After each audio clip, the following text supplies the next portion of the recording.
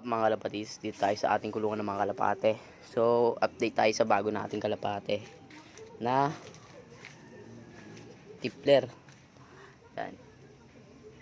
Pakaliit niya mga kalapatis.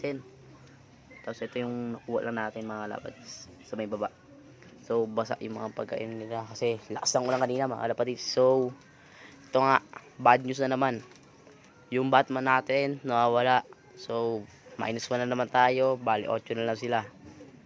Yun. Yung dalawa andito eh. Hindi natin pakita. Tapos isa andun.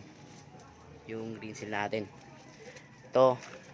Hindi natin alam. Pag pumiltik yan, makakuha natin yan kasi yan. Bili natin sa may lolo ng tropa natin mga kalapatis. So, makakuha natin yan. Itong pares niya.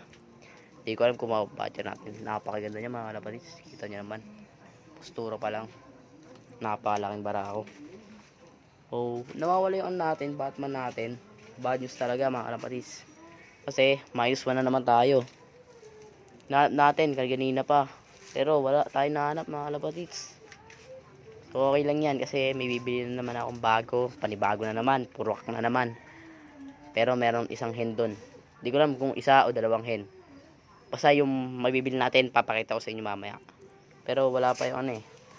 Siguro, baka bukas ko pang pakita sa inyo kasi alas 5 pa daw uwi niya eh. Kasi nagtrabaho yung tao mga kalapatis kaya di natin nabili. Kaya wala pa tayong pera kanina.